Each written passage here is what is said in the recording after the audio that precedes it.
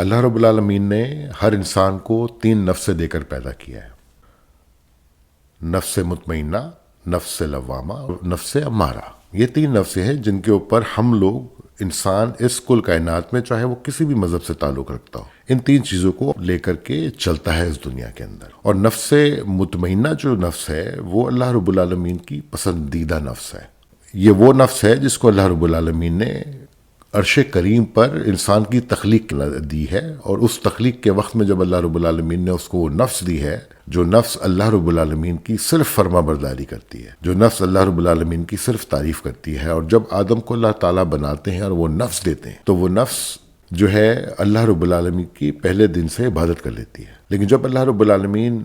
انسان کو نفس دے رہے ہوتے ہیں، اور جب اس کو پھونک مارتے ہیں، اور جب اس کو جگاتے ہیں، وہ جب زندہ ہو جاتا ہے عرش کریم کے اوپر انسان، تو اس کو وہ نفس مطمئنہ دینے کے بعد اللہ رب العالمین اس کو تعلیم دیتے ہیں، اللہ رب العالمین اس کو علم دیتے ہیں، اللہ رب العالمین اس کو وہ نام سکھاتے ہیں جن ناموں کے بارے میں اللہ تعالیٰ کہتے ہیں کہ یہ نام فرشتوں کو بتاؤ۔ تو اللہ رب العالمین فرشتوں سے کہتے ہیں کہ جو نام میں نے آدم کو سکھائے ہیں کیا تمہیں ان کا علم ہے؟ تو فرشتے کہتے ہیں کہ یا رب العالمین ہم تو صرف اتنا ہی علم رکھتے ہیں جتنا علم آپ نے ہمیں دے رکھا ہے۔ اور اس پر اللہ رب العالمین فرشتوں کو حکم دیتے ہیں سجدہ کرنے کا۔ جب اللہ رب العالمین فرشتوں کو حکم دے رہے ہوتے ہیں سجدہ کرنے کا، اس سے پہلے جب اللہ رب العالمین انسان کو تخلیق دینے کا ارادہ بناتے ہیں تو اللہ رب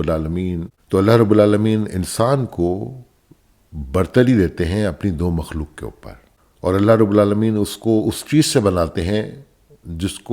جو کہ اس دنیا کی، اس کل کائنات کی سب سے حقیر ترین چیز ہے، مٹی۔ انسان کو مٹی سے بنا کر کے اللہ رب العالمین فرشتے آگے جب کھڑا کرتے ہیں تو فرشتہ اس مٹی کے آگے سجدہ کر دیتا ہے۔ وہ اللہ رب العالمین کی نافرمانی نہیں کرتا ہے، کیونکہ اللہ رب العالمین نے فرشتوں کو نافرمانی کے لیے پیدا ہی نہیں کیا ہے۔ لیکن اللہ رب العالمین فرشتوں کو بھی اس وقت ٹیسٹ کرتے ہیں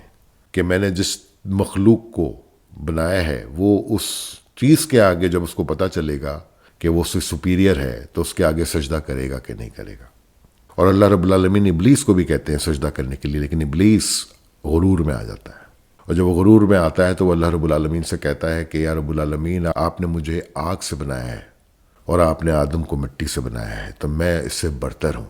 جب اللہ رب العالمین نے آدم کو بنانے کا ارادہ نہیں بنایا ہوتا ہے تو اللہ رب العالمین کے بعد دوسرے نمبر پہ جو ہے فرشتہ ہوتا ہے، اور تیسرے نمبر پہ جو ہے وہ ابلیس ہوتا ہے۔ لیکن جب وہ یہ دیکھتا ہے کہ اللہ رب العالمین نے مٹی سے ایک انسان کو تخلیق دیا ہے اور اس انسان کے آگے فرشتہ سجدہ کر رہا ہے، اپنی پوزیشن کا اندازہ ہو جاتا ہے، جبکہ وہ کتنی عبادت کر کے اس مقام پہ پہنچا ہوتا ہے کہ اللہ رب العالمین نے اس کو اپنے عرش کریم پر بلایا ہوتا ہے آدم کی تخلیق کے موقع کے اوپر۔ تو وہ اپنی عبادتوں میں کس جگہ پہ پہنچا ہوا ہوتا ہے کہ اللہ رب العالمین کی طرف سے اس کو انویٹیشن ہوتا ہے۔ پر آدم کی تخلیق میں جب اللہ رب العالمین اس کو نفس مطمئنہ دیتے ہیں تو نفس مطمئنہ وہ نفس ہے جو نفس ہمارے پیغمبر لے کر کے چلتے ہیں۔ نفس مطمئنہ وہ نفس ہے جس پہ پیغمبر اللہ کی حکم کو بجا لاتے ہیں، اللہ کی عبادتوں پہ کام کرتے ہیں، اللہ کے احکامات کے اوپر کام کرتے ہیں، اللہ کی خوشنودی کے لیے کام کرتے ہیں، اللہ کے پیغام کے لیے کام کرتے ہیں، اللہ کے نام کے لیے کام کرتے ہیں۔ یہ نفس مطمئنہ کا کام ہے۔ یہ نفس مطمئنہ ہے جس کا مقام صرف جنت ہی ہے۔ جو لوگ بھی اس کل کائنات سے جائیں گے جنت کے اندر، پیغمبروں سے لے کے، صالحین سے لے کے، مومنات سے لے کے، شہداؤں سے لے کر کے، یہ وہ سب لوگ نفس مطمئنہ کو کیری کرتے ہیں۔ اور جو شخص نفس مطمئنہ کو کیری کرتا ہے وہ شخص صرف اللہ کو جانتا ہے، اس کے فرشتوں کو جانتا ہے، اس کی کتابوں کو جانتا ہے اور اس کے پیغمبروں کو جانتا ہے۔ ان 4 چیزوں کے علاوہ وہ اور کسی چیز کو نہیں جانتا ہے،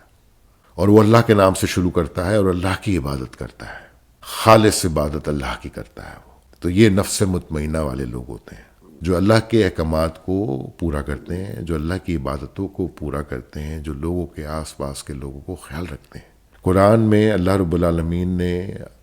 اپنے احکامات دیے ہیں، اپنی عبادتیں دی ہیں، پھر اللہ رب العالمین نے بیچ میں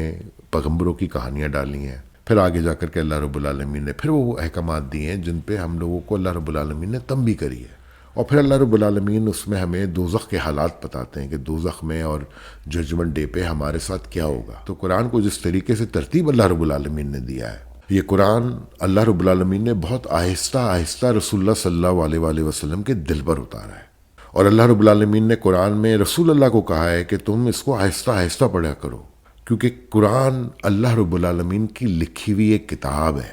اللہ رب العالمین کی لکھی ہوئی ایک کتاب ہے۔ اس کتاب کو پڑھنے کے لیے ایک انسان کو بہت حوصلہ اور بہت تسلی اور بہت صبر چاہیے، کہ تبھی اللہ رب العالمین اپنے پیغمبروں کو کہتے ہیں، اور پیغمبر کو کہتے ہیں خاص طور پر رسول اللہ صلی اللہ علیہ وآلہ وسلم کو، کہ اس کو پڑھنے میں تم جلدی مت کرو، اپنے لبوں کو تیز مت چلاؤ، جلدی سیکھنے کی کوشش مت کرو، اس کو آرام آرام سے پڑھو، کہ اللہ رب العالمین اپنے قرآن میں انسان سے کہہ کیا رہے ہیں جب وہ آدم کی تخلیق کا ذکر کر رہے ہیں۔ قرآن پاک کا جب نزول ہوتا ہے تو قرآن پاک کا نزول میں اقرا بسمی سے شروع ہوتا ہے، اور اللہ رب العالمین اس کے بعد الحمد شریف سناتے ہیں، اور اللہ رب العالمین جو سب سے پہلے پیغمبر کی کہانی رسول اللہ صلی اللہ علیہ وآلہ وسلم کو سورہ بقرہ میں سناتے ہیں، وہ آدم علیہ السلام کی کہانی ہے۔